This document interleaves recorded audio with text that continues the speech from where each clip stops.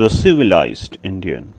अंग्रेजी चैनल का एक एंकर तो इतना चिल्लाने लगा कि लोग उसके चिल्लाने पर ही बात करने लगे। इतना जोर जोर से चिल्ला रहा था, लगा धरती कांप जाएगी, मगर धरती कांपी नहीं। टेबल से गमला तक नहीं गिरा क्योंकि वह सरकार के खिलाफ नहीं चिल्ला रहा था। अब आप अर्बन को ही, हमारे अर्नब को ही देख लीजिए। अरे सचिन तेंदुलकर बात करो, Rahul Dravid stop the silence, Sourav Ganguly इतने ऐड में आते हो ना, बहुत पैसे मिलते हैं तो डरते क्यों हो बीसीसीआई से? सौरव गांगुली क्यों डरते हो? देश ने इतना कुछ दिया आप लोगों को, आज चुप हो। पूरी भारत की क्रिकेटिंग फौज चुप हो गई है, कॉम्प्रोमाइज कर रही है। जनता की भावना से बड़ा खेल नहीं हो सकता है दोस्तों। और सरकार ने कह दिया कि भारतीय टीम ना तो पाकिस्तान जाएगी, ना पाकिस्तान की टीम भारत आएगी। यह सरकार का स्टैंड है। सरकार का जरा सा नाम लेकर छोड़ दिया गया होगा, लेकिन जिस तरह से सचिन तेंदुलकर, राहुल द्रविड़, सौरव गांगुली को ललकारा गया, मुझे लगा कि तेंदुलकर के घर की सीलिंग ना गिर गई हो, गांगुली का चश्मा हवा में उड़ गया हो और द्रविड़ अपनी कुर्सी से गिर गए हो धड़ाम। ये क्या हुआ? कौन चिल्ला रहा है? पता चला नोएडा से चिल्लाने की आवाज आ रही है। रामायण सीरियल का एक संवाद याद आता है। ओ बाली, बाहर निकल, मैं तुझे नहीं छोड़ूंगा बाली। बाली, ओ बाली, बाहर निकल। गुस्से के उस संवाद में भी इतनी चीख और चिल्लाहट नहीं थी, बस गुस्से का भाव था। बाली, ओ बाली, बाहर निकल। लेकिन यहां तो एंकर बाली ओ बाली से भी 100 बांस ऊपर चला गया। सरकार की शह मिल जाए तो थानेदार भी इस देश में डीजीपी को बंद कर सकता है। आज़ादी की लड़ाई में लोगों ने कितना कुछ सहा।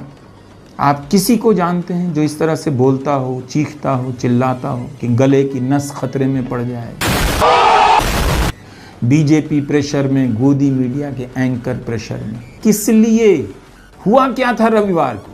गोदी मीडिया ने बीसीसीआई पर चीख चिल्लाकर सवाल पूछने का कूपन रिन्यू कराया है कि देखो जी, हम पूछ सकते हैं कभी कभी, बस जय शाह का नाम नहीं ले सकते। सारी पत्रकारिता गोदी मीडिया ने मिट्टी में मिला दी है। चीखने चिल्लाने की योग्यता ही अब एंकर बनने की योग्यता है। हजारों छात्र इस देश में पत्रकारिता पढ़ रहे हैं, इस उम्मीद में कि एक दिन किसी चैनल या अखबार में काम करेंगे, पत्रकारिता करेंगे। लेकिन आप इन चैनलों को देखिए, कहां ये छात्र नौकरी करेंगे? क्या आपको लगता है कि उनके लिए पत्रकारिता के करियर में कुछ भी बचा है, सिवाय इसके लिए कि प्रधानमंत्री मोदी के लिए चिल्लाना है, प्रधानमंत्री मोदी के लिए किसी को दुत्कारना है, प्रधानमंत्री मोदी के लिए बिना बात के भी किसी को ललकार देना है? केवल मीडिया बर्बाद नहीं हुआ है, हजारों नौजवानों का भविष्य भी बर्बाद कर दिया गया है। मैं हैरान हूं, मेरे देश का मीडिया को भी क्या हो गया है। पाकिस्तान के नाम पर देशभक्ति का टेस्ट करने वाले, किसी को भी ललकारने वाले अब क्या करेंगे? क्या उन्हें यह बात समझ आ गई है खेल का राजनीति से कोई संबंध नहीं? तब क्यों नहीं समझ में आई? कभी आपने सोचा कि इस मैच का भविष्य की लड़ाइयों पर क्या असर पड़ेगा? आपने सांसदों को भेजा दुनिया भर में पाकिस्तान के खिलाफ धारणा बनाने के लिए, और आप ही मैच खेल रहे हैं पैसा कमाने के लिए।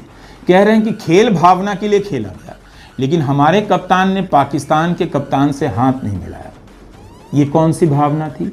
जब आप कुतर्क के आधार पर राजनीति करते हैं, राजनीति में कुतर्कों को हथियार बनाते हैं, तो यही हाल होता है। एक दिन के लिए सही, जिन्हें आप एक दशक से ज्यादा समय से मूर्ख बना रहे थे, उन्हीं के सामने एक दिन के लिए गोदी मीडिया मूर्ख नजर आने लगा। जाने कौन सी मजबूरी थी कि मजबूरी की बात करने लगे।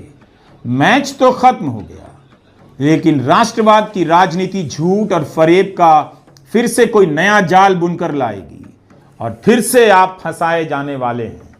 ध्यान रखिएगा, याद रखिएगा। आपसे खतरनाक इस देश के लिए कोई हो नहीं सकता। हाँ ठीक है, तो ये तो मोदी जी की यही खासियत है। मैं ऐसा कुछ नहीं कहूंगा, मैं कहूंगा हिपोक्रेसी की भी सीमा होती है। तू जो हंस हंस के सनम